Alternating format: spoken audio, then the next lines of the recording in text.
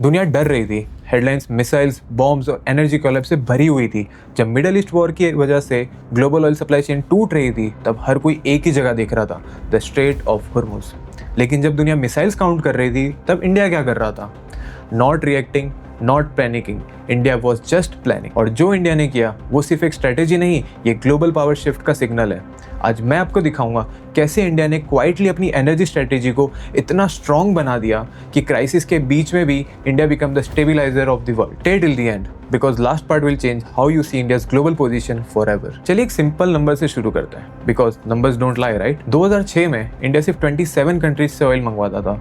हम एक limited basket पे डिपेंडेंट थे, पर पिछले एक डेकेड में एक क्वाइट रिवॉल्यूशन हुआ। हमारे प्राइम मिनिस्टर मोदी जी ने पार्लियामेंट में कंफर्म किया कि पहले 27 नेशंस थे और अब 41 है। लिस्ट सुनिए: US, Nigeria, Angola, Canada, Brazil और Mexico and many more. Look at the Angola surprise. मार्च 2026 में एंगोला इंडिया का थर्ड लार्जेस्ट सप्लायर बन गया। 1 लाख बैरल से सीधा 3.27 lakh barrels. Biggest jump after Russia.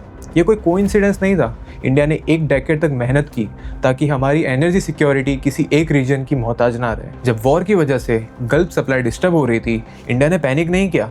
India just called Russia and Russian oil imports फरवरी 26 में 1 मिलियन बैरल पर डे से लेके मार्च 26 तक 2 मिलियन बैरल पर डे हो गए। रशियन से 36%। और सबसे बड़ी बात, India bought it at discount. जब यूरोप प्रीमियम पे कर रहा था और जापान स्क्रैम्बल कर रहा था, India was negotiated on its own terms, बिना किसी से परमिशन मांगे। और सबसे बड़ा शॉक एनालिस्ट के लिए ये है कि आज इंडिया का 70% of crude oil imports Hormuz को टच भी नहीं करता। Before the war it was 55%। India ने रियल टाइम में अपनी स्ट्रेटेजी बदल दी। होर्मुज बंद भी हो जाए तो इंडिया की इकोनॉमी नहीं रुकने वाली है। 2019 से यूएस प्रेशर की वजह से इंडिया ने ईरान से ऑयल लेना बंद कर दिया था, विच इज 7 years। वॉशिंगटन खुश था, पर जैसे ही सर्कमस्टांसेस बदले, इंडिया ने मूव किया। 44,000 metric tons Iranian LPG Mangalore port पर डॉक हुआ। और पता है इंडिया का ऑफिशियल स्टेटमेंट? सिर्फ 6 words: there is no payment hurdle. 7 years of compliance, but the moment the window open, India ने कमर्शियली और इंडिपेंडेंटली मूव किया।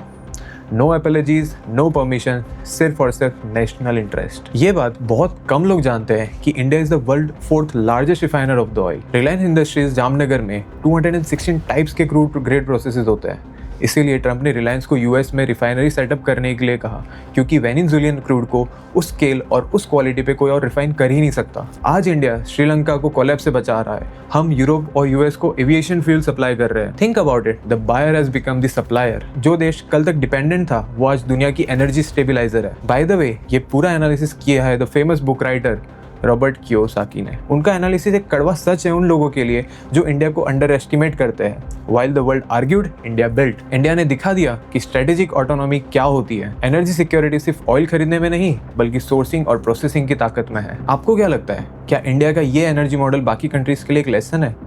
कमेंट्स में ज़रूर बताएं। अगर ये इन्फॉर्मेशन आपको वैल्यूएबल लगी तो इसे शेयर करें और चैनल को सब्सक्राइब करें for more such deep type videos.